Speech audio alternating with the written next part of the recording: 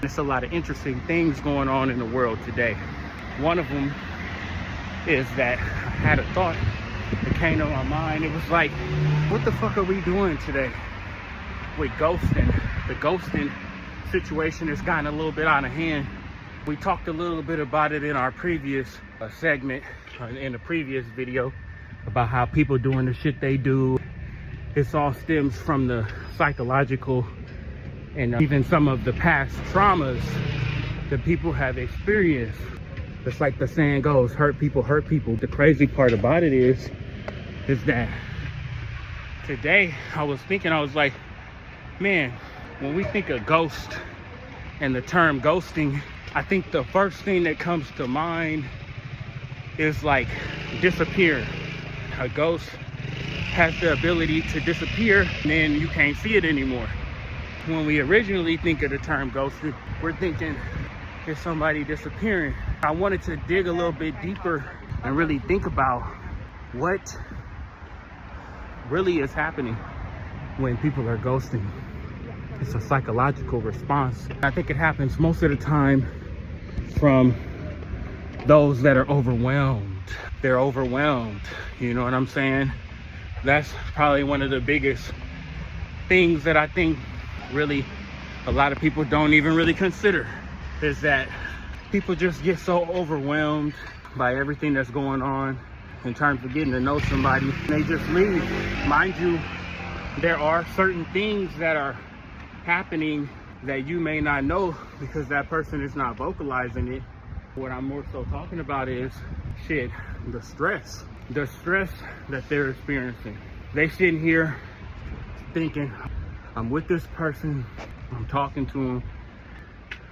When you get like your, we used to call it in school, your report card. Imagine you have a report card and they look at a bunch of different categories. They say, that's what this person is bringing to the table. I think that report card is sometimes too much, because if I'm bringing a report card that says I'm a B or a C student and you pulling up with a report card that says A+, or I know in current day they don't really go by letters anymore, from what I understand they just go by whatever else. But my point is 4.0 GPA versus like a 3.0 or even a 2.0. Dare I say a 1.0, ain't nobody gonna really show their 1.0 report card without some excuses attached to it.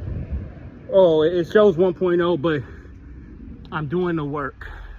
That's somebody basically saying, hey, you know, and I don't know that somebody would be this bold to say some shit like this in the beginning, but let's say they say something like, okay, they asked me what my previous relationship looks like, or looked like more specifically. And my response is, well, it wasn't the best. We did have a lot of problems. We would always argue a lot and we wouldn't really see eye to eye a lot on different topics, but it worked out. There was a little bit of cheating that happened where I cheated on her, but she cheated on me too. We cheated on each other. So it kind of made it even, made it fair. Because after I cheated, then she cheated back, and then I was like, are we good? Are we fair? Like, or are we, what's the term they say? Are we even, basically? And then you might just be like, okay, this is all I got to say. I've done these things. I'm not presenting that well, but I've done a lot of work. I went to a therapist. I did this, and it's going to be better. I know that I could be a better man, you know, and if it's a woman, she's saying, I know that I could be a better woman. However, nobody is going to look at that report card and hear your explanation on it and not tune out and be like, this motherfucker kind of crazy. I'm showing up with a 4.0 and this motherfucker want me to stoop down to a 1.0. But see, where it gets very interesting is this. You would think that the 4.0 is the one that's going to ghost. And in some situations, the 4.0 person is the one that ghosts. But not very often. And the reason why is because at a psychological level, what's really occurring is someone's thinking in their head, let's see, I'm presenting as something that's really good for this person. So If anything, I'm the gift, I'm the present, I'm the prize. So I really don't even need to worry about leaving. I'm gonna stick around, present myself in the same form that I've been doing. I have the track record to prove it. My report card says 4.0. And I know y'all probably say, well, how does a report card show you as a 4.0 student when we're talking about relationships? Well, I'm gonna show you, not tell you, I'm gonna show you, okay? You are talking to somebody and that person does not talk about their past relationships, right? They're not bringing up anything about their previous dating experiences. I'm telling you now, you probably on the verge of coming in contact with a 4.0 student. And I'm gonna tell you why. The biggest red flag for me is when I'm talking to some girl and she starts to bring up her past relationship. I'm flattered you feel so comfortable sharing with me your past experiences, but I don't think I want to know right now.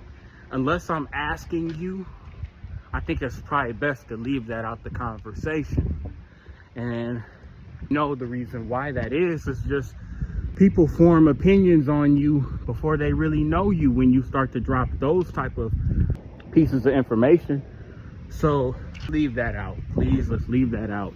We don't need to tell people that we are healing from the past traumas of our previous relationships. That much is obvious. We don't really need to put the obvious out there like that. So that's one, okay?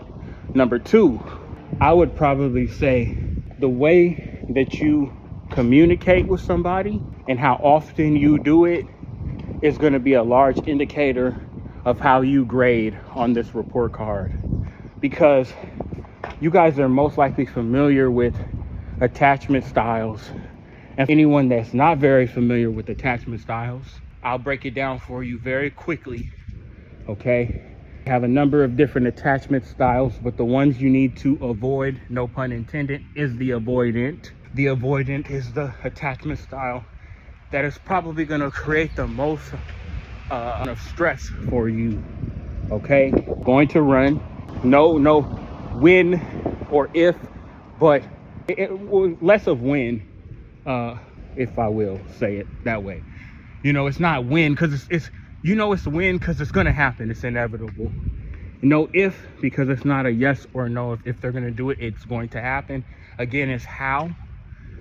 You always have to be looking over your shoulder, and you always have to be worrying and thinking about how are they going to desert me. The avoidant is going to avoid you, and they're going to do it in a few different forms to start out. The first form for sure is going to be, they're going to do it when you're going to see it in the form of text messages first, is what I'm trying to say. They're going to text you and they're going to tell you that they're basically avoiding you, and they're going to do that with their actions.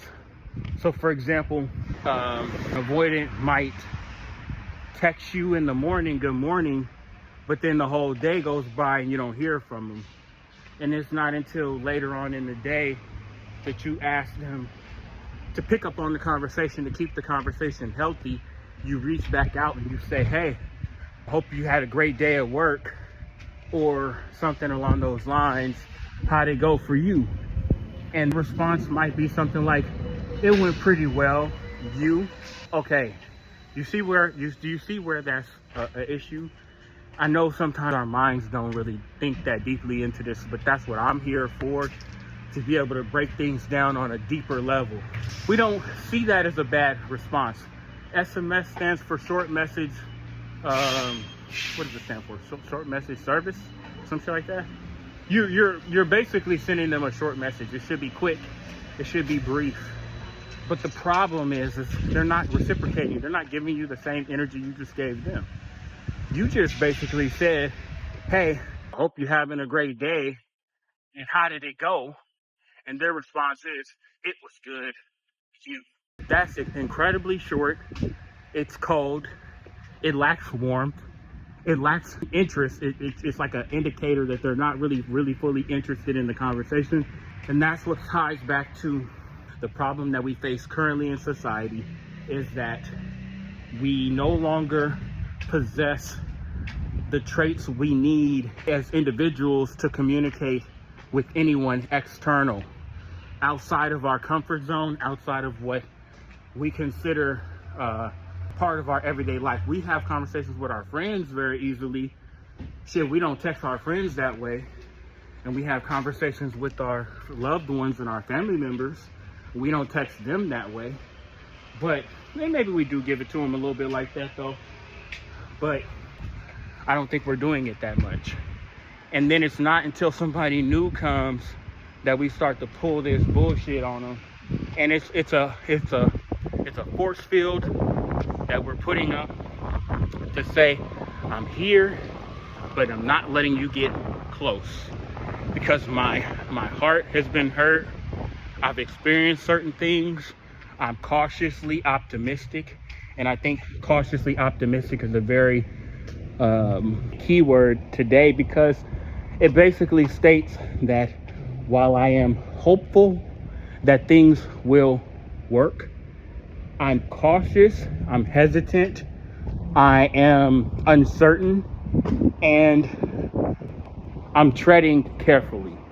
And I think all of those different terms connect to the fact that the struggles we face as individuals are so great, they're so immense, that we cannot work through them alone. But we don't want to allow somebody into our comfort zones to help us work through those struggles, because it's a lot of work, but also it's disrupting. Nobody really wants to be disrupted. You wake up, you go to work. If you're into fitness, you work out, whatever point of the day you do that. And when you're done doing that, you basically go home, go to sleep, recharge. But let's be real, a lot of the times when you're spending time with your friends, sometimes they're pulling you out to do it. Am I lying? Like, you really don't even want to go out with your friends, but you're just doing it because they kind of begging you to do it. And I mean, a lot of great things come from solitude and isolation, and that's something I want to talk about. Oh, look, they got some gargoyles. I guess you would call them gargoyles. They don't look like gargoyles because they're lions, but got another little thought when it comes to gargoyles, but I'm not gonna go off into that today. That's something for another day. But basically my whole point, you know what I'm saying, is that we have these different attachment styles. Avoidant is one. Maybe another time we could talk a little bit about one like secure, and define why those are part of who we are. Our attachment styles are a part of who we are. We don't really have a lot of control over it in the beginning. It takes us knowing what we are, who we are, before we can really actually fix those. So we will do what we need to do. We'll put in the work when it needs to be done. And I don't think right now we're really putting in work, because we work so much in life already. We have to present ourselves so often that the performance becomes tiring. And again, just kind of to wrap everything up when it comes to ghosting, because I think I did take you guys on a path that I tend to take you guys on. It's the scenic route. I think everybody likes beautiful scenery, so I would never say it's a bad idea to do. But the ghosts of our past become the something of our future. I don't know if that's an actual quote or if I'm coining it right now, but let me know in the comments what y'all think. The ghosts of our past become the fill in the blank of our future. And we need to really be conscious of our ghosts. And we need to be conscious of ghosting, because, that's another thing I was going to say when it comes to ghosting, is that ghosts disappear. Absolutely, they disappear. But another thing that ghosts do is they lose their identity. You know what I'm saying? If you ghost, if you disappear, you cease to exist, you become a ghost, right? You also become something different than you used to be. And when we ghost, it's a very selfish thing to do. I think it's an uncontrolled activity. It's an activity that a lot of people don't have control over. We have to be more mindful of it, though. We have to be more cognizant, right? Our active role in ghosting and the behavior and the activity when it takes place. Because, like I said, I've been ghosted. I've been the one to do ghosting. When I ghost, I don't even really think much about it, but let's try to think more about when we ghost somebody, what type of response that person is going to, what effect is it going to have on them, not just physically, but emotionally. Let's consider the fact that when we ghost others, we're basically committing a crime, so to speak, of not giving that person the closure that they need. And I know a lot of y'all gonna try to argue against that right now and say, I don't owe this person nothing because they're a stranger to me. And that much is true. That much is true. But we're doing today and onward is we're going to be more aware of other people's feelings, because even though other people's feelings have no correlation to our own, we have to create a world where everybody is looking out for everybody else emotionally. Emotional strength is bigger in some forms. It's bigger than, or in some times, how do I say this? Emotional strength is in some ways more important than physical strength in certain aspects of our lives.